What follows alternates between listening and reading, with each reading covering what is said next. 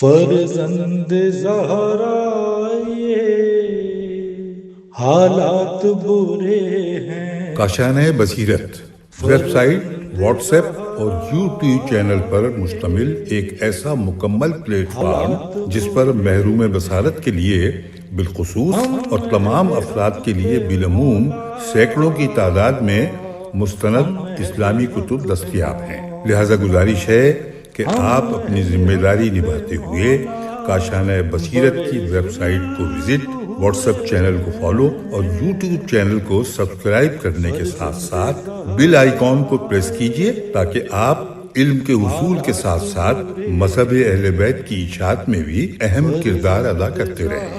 کاشانۂ بصیرت حالات برے ہیں۔ اعوذ باللہ من الشیطان الرجیم، بسم اللہ الرحمن الرحیم۔ کاشانۂ بصیرت کے قابل احترام سامعین کرام، السلام علیکم۔ میزان الحکمت کی جلد نمبر 5 کی ریڈنگ کا سلسلہ جاری ہے۔ صفحہ نمبر 103 سے ہم کنٹینیو کریں گے فصل نمبر 9، جس کا عنوان ہے شرف۔ ہیڈنگ نمبر 1983، شرف یعنی بزرگی۔ حدیث نمبر 9270، شرف ایک برتری ہے۔ 9271، شرف قوم و قبیلے کے ساتھ اچھا سلوک کرنا ہے۔ 9272، شرف تو صرف عقل اور ادب کے ساتھ ہوتا ہے، نہ کہ مال و قومیت سے۔ 9273، جو حکمت و علم کے ساتھ محبت کرتا ہے وہ اپنے آپ کو شرف عطا کرتا ہے۔ ان تمام طرح حدیث کا ریفرنس ہے غرر الحکم۔ اگلی ہیڈنگ ہے 1984، شریف۔ حدیث نمبر 9274، شریف وہ ہوتا ہے جس کی عادتیں شرافت مآب ہوں، غرر الحکم۔ 9275، شریف انسان پر خلق خدا کے اخراجات گرا نہیں گزرتے۔ 9276، شریف آدمی کو جاہ و منزلت کا حصول مغرور نہیں بناتا، وہ ایک ایسے کوہ گراں کی مانند ہوتا ہے جسے آندھیاں نہیں ہلا سکتی، جبکہ کمینے آدمی کو ایک عام اور معمولی سا عہدہ بھی مغرور بنا دیتا ہے۔ وہ ایسے تنکے کی مانند ہوتا ہے جسے معمولی سی ہوا بھی اڑائے پھرتی ہے۔ 9277، جس کا نفس شریف ہوتا ہے اس کی مہربانیاں عام ہوتی ہیں۔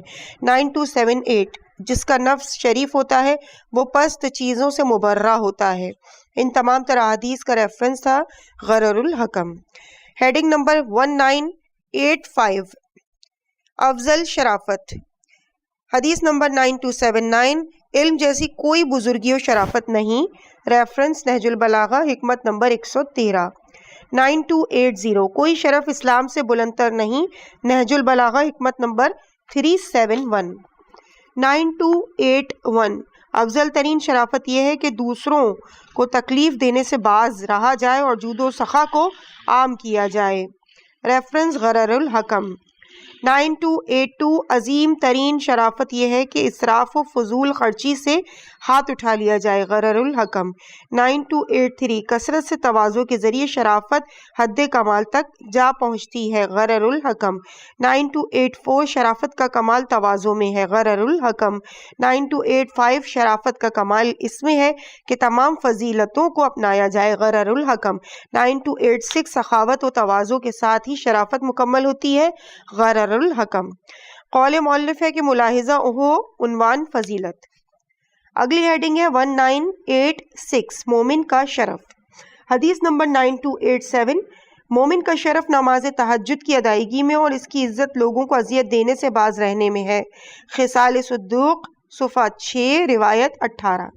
9288، حضرت جبرائیل علیہ السلام جناب رسول خدا صلی اللہ علیہ وآلہ وسلم کے پاس آئے اور کہا انسان کا شرف اس کے قیام لیل یعنی نماز شب میں ہے اور اس کی عزت لوگوں سے بے نیاز ہونے میں ہے، خصال صدوق، حدیث نمبر 20۔ 9289، مومن کا شرف اس کا ایمان ہے اور اس کی عزت اس کی اطاعت کرنے میں ہے، غرر الحکم۔ 9290، میری امت کے شریف ترین انسان حاملین قرآن اور رات کو عبادت کرنے والے ہیں، خصال صدوق، حدیث نمبر 90، حدیث نمبر 21۔ قول مؤلف ہے کہ ملاحظہ ہو عنوان نماز۔ اب ہم فصل نمبر 10 کا آغاز کر رہے ہیں جس کا عنوان ہے شرک۔ ہیڈنگ نمبر 1987، پلک جھپکنے تک بھی اللہ کا شریک نہ ٹھہراؤ۔ قرآن مجید میں ہے سورہ لقمان آیت نمبر 13، اور وہ وقت یاد کرو جب لقمان نے اپنے بیٹے کو نصیحت کرتے ہوئے کہا، اے بیٹا خبردار کبھی کسی کو اللہ کا شریک نہ بنانا، کیونکہ شرک یقیناً عظیم ظلم ہے۔ سورہ نساء آیت نمبر 48، اور جس نے کسی کو اللہ کا شریک بنایا تو اس نے بڑے گناہ کا طوفان باندھا۔ سورہ نساء آیت نمبر 116، اور جس نے کسی کو اللہ کا شریک بنایا وہ بھٹک کر بہت دور جا پڑا۔ الحج آیت نمبر 31، اور جس نے کسی کو اللہ کا شریک بنایا تو گویا وہ آسمان سے گر پڑا، پھر اس کو یا تو درمیان ہی سے کوئی پرندہ اچک کر لے گیا یا اسے ہوا کے جھونکے نے بہت دور جا پھینکا۔ حدیث نمبر 9291، اے ابن مسعود رضی اللہ تعالی عنہ، پلک جھپکنے کے لیے بھی کسی کو اللہ کا شریک نہ بناؤ، خواہ تمہیں آروں سے چیرا جائے یا ٹکڑے ٹکڑے کر دیا جائے، سولی پر لٹکا دیا جائے یا آگ میں جلا دیا جائے۔ بحار الانوار جلد 77 صفحہ 107۔ حدیث نمبر 9292، جو ظلم قابل بخشش نہیں وہ اللہ کا کسی کو شریک بنانا ہے۔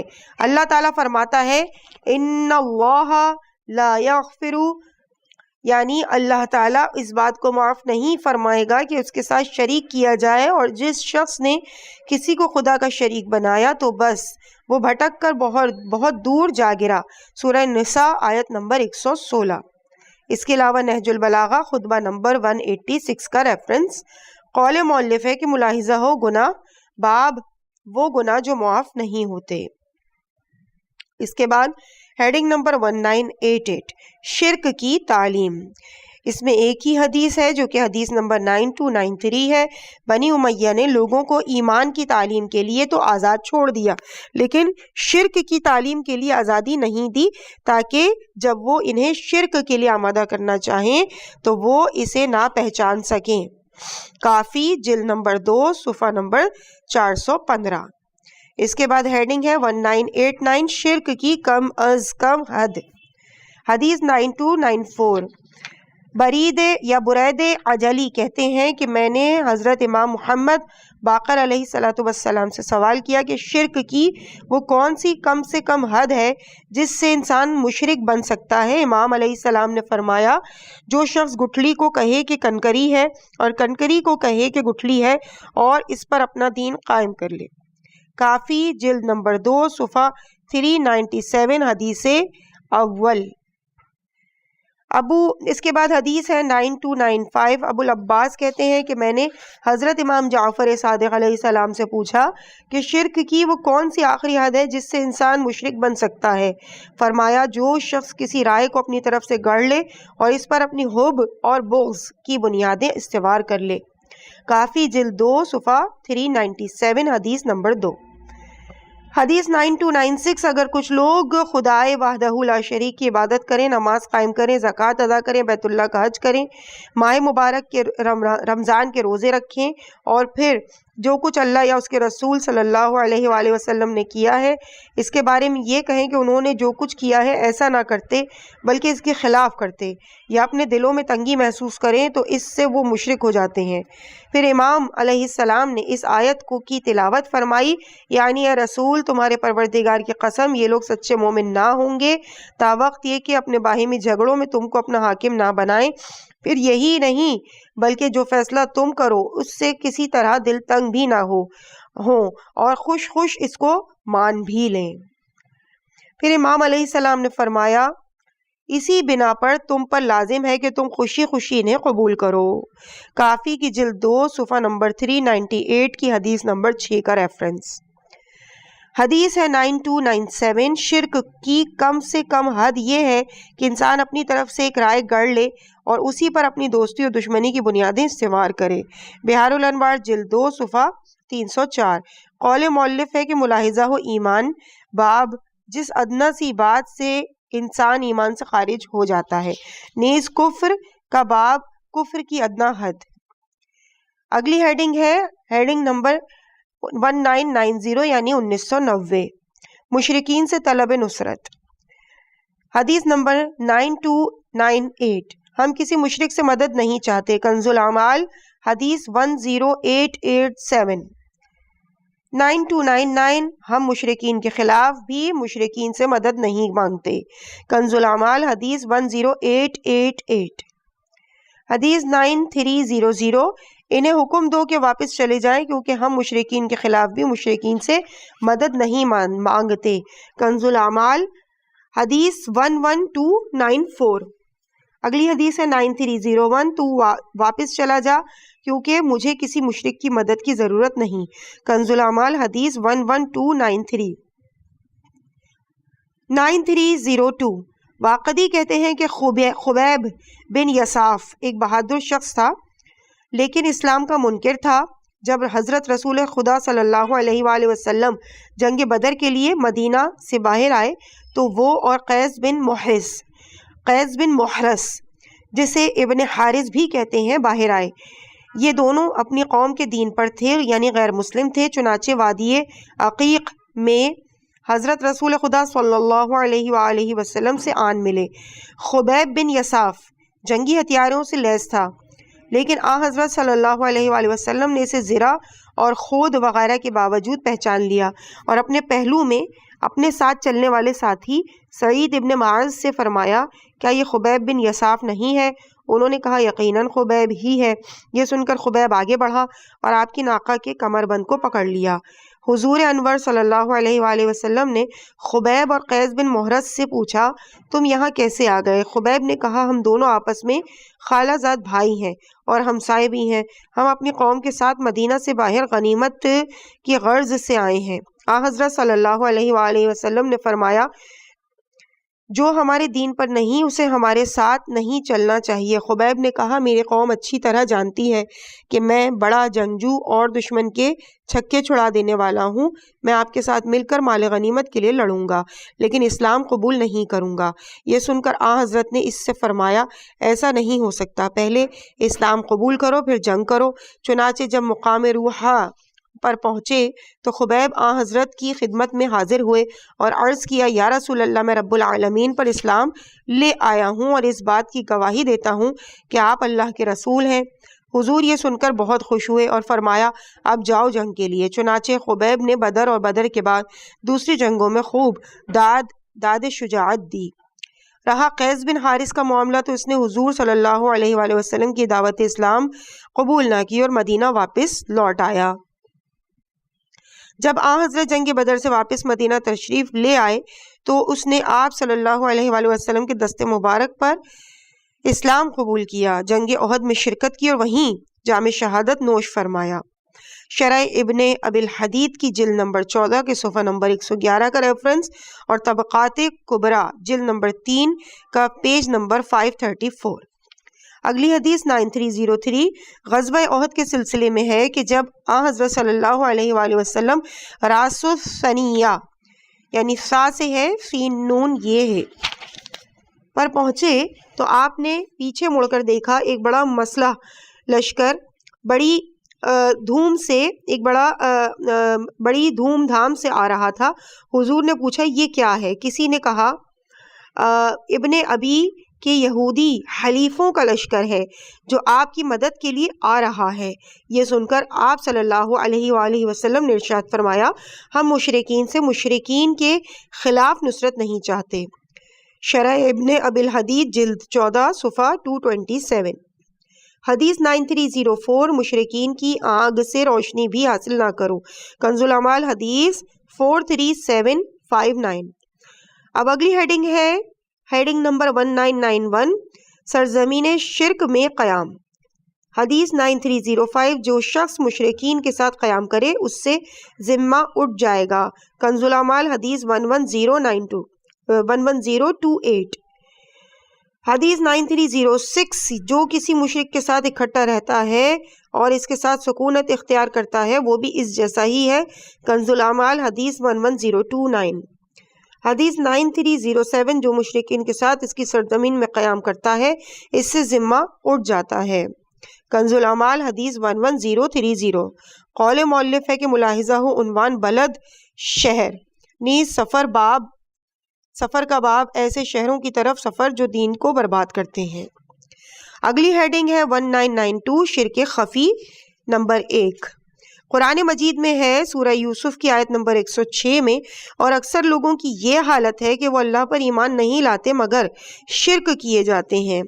حدیث 9308 اللہ تعالیٰ کے اس قول وما یؤمن اکثرہم کے بارے میں فرمایا کہ اس سے مراد یہ ہے کہ انسان کہے کہ تیری جان کی قسم، یعنی انسان کسی دوسرے انسان کی جان کی قسم کھا کر بات کرے تو یہ شرک خفی ہوگا۔ بحار الانوار جلد 72 صفحہ 98۔ حدیث 9309 اللہ تعالیٰ کی اس قول وما یؤمن کے بارے میں فرمایا اس سے مراد یہ ہے کہ انسان یہ کہے کہ اگر فلاں شخص نہ ہوتا تو میں ہلاک ہو جاتا، اگر فلاں آدمی نہ ہوتا تو میرے اہل و عیال تباہ ہو جاتے۔ کیا تمہیں معلوم نہیں کہ اس نے اس طرح کسی کو اپنے رازق اور دفاع کرنے والے اللہ کا اس کے اقتدار میں شریک قرار دیا ہے؟ راوی کا یہ کہنا کہ میں نے عرض کیا کہ اگر یہ انسان یہ کہے کہ اللہ تعالیٰ نے مجھ پر فلاں آدمی کے ذریعے مہربانی نہ فرمائی ہوتی تو میں ہلاک ہو جاتا، تو کیا یہ بھی شرک ہوگا؟ امام نے فرمایا نہیں، اس میں کوئی حرج نہیں۔ بحار الانوار کی جلد نمبر 72 کے صفحہ نمبر 100 اور جلد نمبر 71 کے صفحہ نمبر 150 کا ریفرنس۔ حدیث 9310 مذکورہ آیت کے بارے میں فرمایا انسان اس طرح شیطان کی اطاعت کرتا ہے اور اسے معلوم بھی نہیں ہو پاتا، جس سے وہ شرک کا ارتکاب کر بیٹھتا ہے۔ کافی جلد 2 صفحہ 397 حدیث نمبر 3۔ حدیث 9311 اسی آیت کے بارے میں فرمایا اس سے مراد اطاعت کا شرک ہے نہ کہ عبادت کا شرک۔ کافی جلد 2 صفحہ 397 حدیث 4۔ قول مؤلف ہے کہ ملاحظہ ہو کفر کا باب کفر شرک سے پہلے ہوتا ہے۔ اگلی ہیڈنگ ہے 1993 شرک خفی نمبر 2۔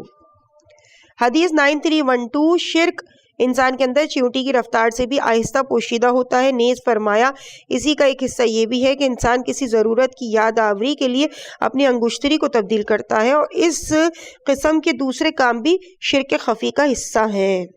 بحار الانوار جلد 72 صفحہ 96 جلد 71 صفحہ 142۔ حدیث 9313 ایسا کام کرنے سے اجتناب کرو جس سے معذرت خواہی کرنا پڑے کیونکہ اس میں شرک خفی ہوتا ہے۔ بحار الانوار جلد 78 صفحہ 200۔ حدیث 9314 ابو موسیٰ اشعری کا بیان ہے کہ ایک دن ہم سے حضرت رسول خدا صلی اللہ علیہ وآلہ وسلم نے خطبہ ارشاد فرمایا، دوران خطبہ فرمایا اے لوگوں شرک سے بچو کیونکہ یہ چیونٹی کی رفتار سے بھی آہستہ پوشیدہ ہوتا ہے۔ یہ سن کر ایک شخص نے عرض کیا یا رسول اللہ یہ تو چیونٹی کی رفتار سے بھی زیادہ مخفی ہوتا ہے، ہم اس سے کیوں کر بچ سکتے ہیں؟ حضور نے فرمایا کہا کرو اللہم انا نعوذ بکا، یعنی بار الہ ہم ایسے شرک سے تیری پناہ مانگتے ہیں جو ہم جان بوجھ کر کریں، اور ایسے شرک سے تیری مغفرت طلب کرتے ہیں جسے ہم نہیں جانتے۔ کنز الاعمال حدیث نمبر 8849۔ اگلی ہیڈنگ ہے 1994 شرک خفی نمبر 3۔ حدیث 9315 عباس ابن زید کہتے ہیں میں نے حضرت امام جعفر صادق علیہ السلام کی خدمت میں عرض کیا عوام الناس کا خیال ہے کہ شرک انسان میں اس چیونٹی کی رفتار سے بھی آہستہ مخفی ہوتا ہے جو تاریک رات میں سیاہ چادر پر چلے، کیا یہ صحیح ہے؟ امام علیہ السلام نے فرمایا انسان اس وقت تک مشرک نہیں ہوتا جب تک وہ غیر اللہ کے لیے نماز نہ پڑھے یا غیر اللہ کے لیے ذبح نہ کرے یا غیر اللہ کو نہ پکارے۔ بحار الانوار جلد 72 صفحہ 96 کا ریفرنس۔ حدیث 9316 امام جعفر صادق علیہ السلام سے ہی پیغمبر خدا صلی اللہ علیہ وآلہ وسلم کے اس قول کے بارے میں پوچھا گیا کہ آن حضرت نے فرمایا شرک انسان میں اس چیونٹی کی رفتار سے بھی آہستہ مخفی ہوتا ہے جو تاریک رات میں ٹھوس پتھر پر چلے۔ کیا مطلب ہے؟ امام علیہ السلام نے فرمایا مومنین ان چیزوں کو سب و شتم کرتے ہیں جن سے مشرکین اللہ کے علاوہ پرستش کیا کرتے تھے، جس کے جواب میں مشرکین بھی مومنین کے معبود کو گالیاں دیا کرتے تھے۔ نتیجتاً مومنین اس انداز میں شرک کا ارتکاب کرتے تھے کہ انہیں معلوم بھی نہیں ہو پاتا تھا۔ بحار الانوار جلد 72 صفحہ 93۔ حدیث 9317 اللہ تعالیٰ کے اس قول کے بارے میں یعنی وما یؤمن اکثرہم سورہ یوسف کی آیت نمبر 106 کے بارے میں فرمایا کہ لوگ کہتے ہیں کہ ہم پر فلاں اور فلاں ستارے کے طلوع اور غروب کی وجہ سے بارش ہوتی ہے، یہ بھی شرک خفی ہے، یا یہ کہ وہ کاہنوں کے پاس جاتے تھے اور ان کی باتوں کی تصدیق کرتے تھے، یہ بھی شرک خفی ہے۔ بحار الانوار جلد نمبر 58 صفحہ نمبر 977۔ عزیزان اب فصل نمبر 11 کا آغاز ہو رہا ہے جس کی ہیڈنگ ہے شرکت. ہیڈنگ نمبر 1995 شرکت. حدیث 9318 اس میں صرف ایک ہی حدیث ہے. حکومت میں شرکت اضطراب کا موجب ہوتی ہے اور رائے میں شرکت راہ راست تک لے جاتی ہے. ریفرنس غرر الحکم. اگلی ہیڈنگ ہے 1996 مسلمان 3 چیزوں میں شریک ہوتے ہیں. حدیث 9319 وافر اور اضافی پانی بیچ کر گھاس نہیں خریدی جائے گی. کنز الاعمال حدیث 9632 بروایت ابو ہریرہ. 9320 نہ تو وافر اور اضافی پانی سے کسی کو روکا جا سکتا ہے اور نہ ہی کنویں کی منفعت سے. کنز الاعمال حدیث 9634 بروایت عائشہ رضی اللہ تعالی عنہ. 9321 مسلمان 3 چیزوں میں شریک ہیں: پانی، گھاس اور آگ. کنز الاعمال حدیث 9635 بروایت حضرت ابن عباس رضی اللہ تعالی عنہ. حدیث 9637 بروایت راوی. حدیث 9322 تین چیزوں میں کسی کو نہیں روکا جا سکتا: پانی، گھاس اور آگ. 9323 اچھا اوپر والی حدیث کا ریفرنس ہے کنز الاعمال حدیث نمبر 9636 بروایت ابو ہریرہ. حدیث 9323 2 چیزیں ایسی ہیں جن کا روکنا جائز نہیں: پانی اور آگ. 9324 جو شخص وافر اضافی پانی اور گھاس کسی سے روکے گا اللہ تعالیٰ بروز قیامت اس سے اپنا فضل و کرم روک لے گا. کنز الاعمال حدیث 9641.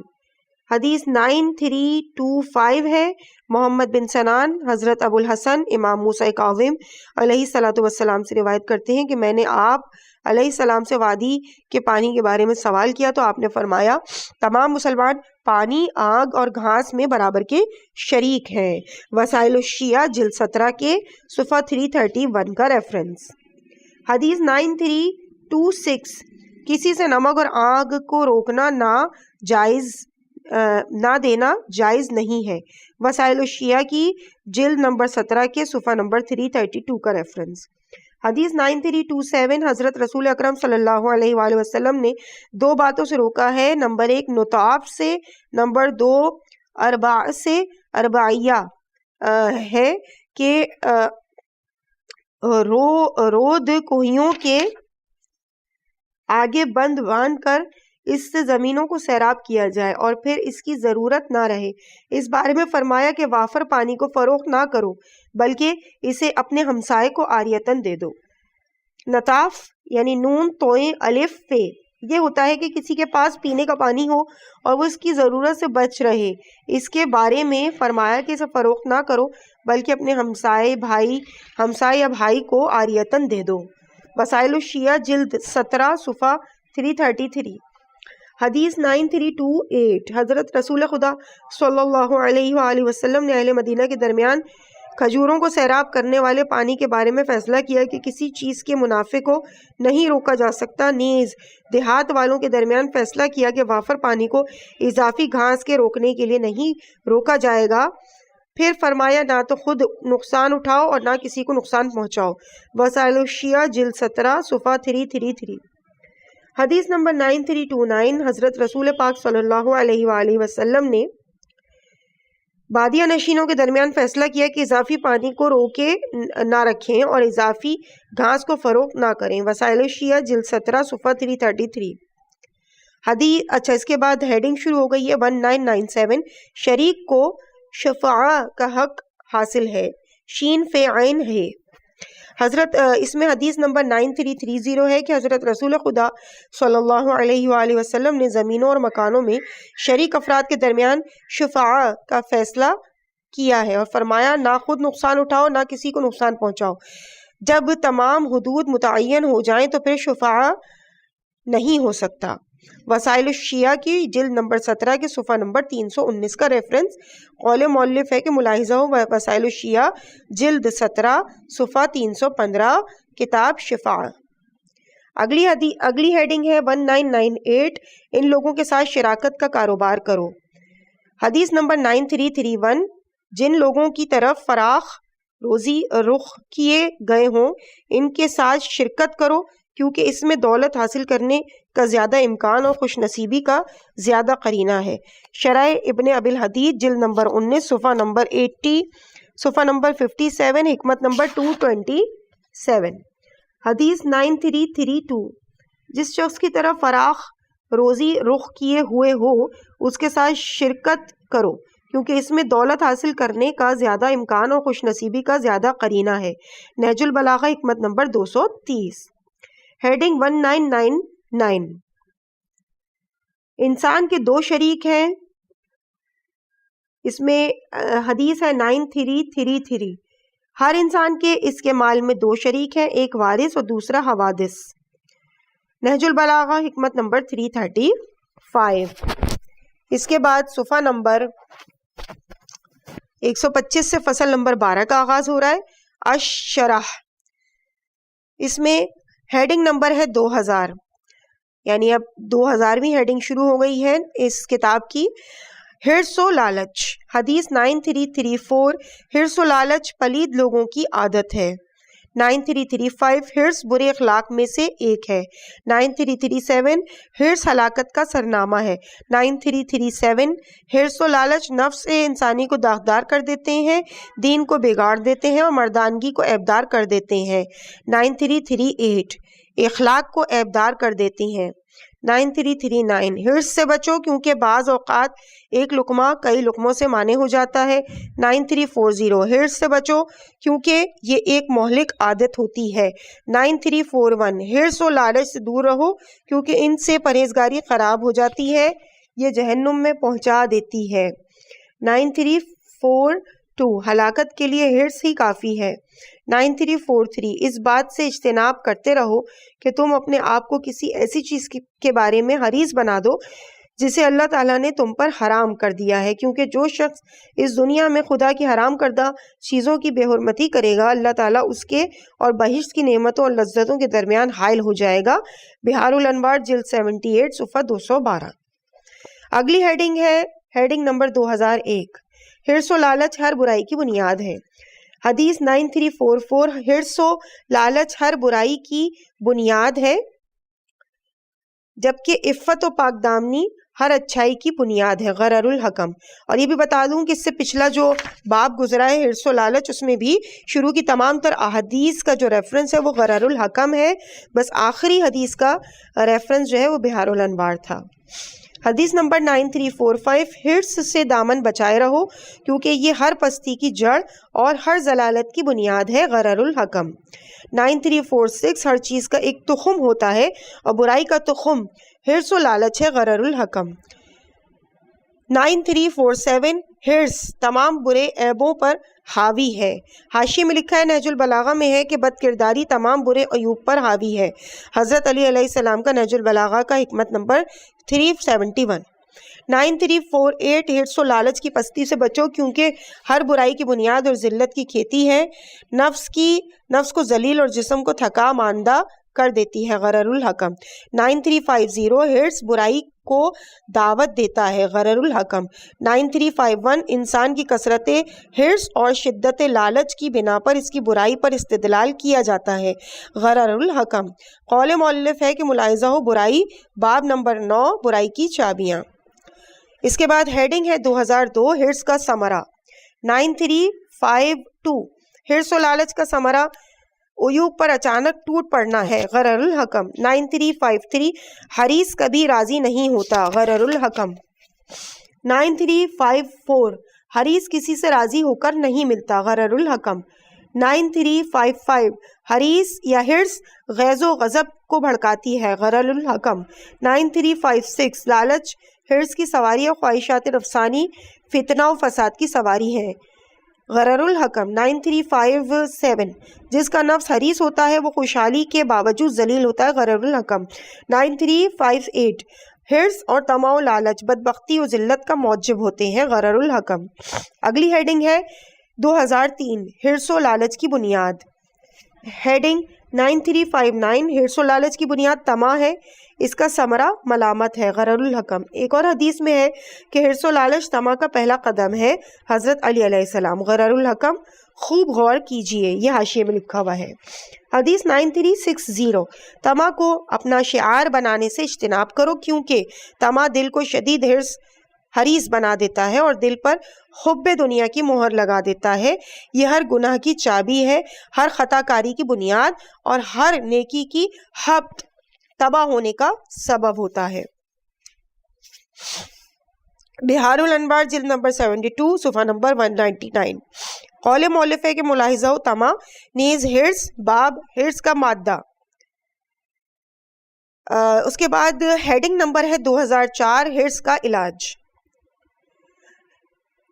ہیڈنگ ہے حدیث ہے 9361 پاک بازی کے ذریعے حرص و آز کا علاج کرو.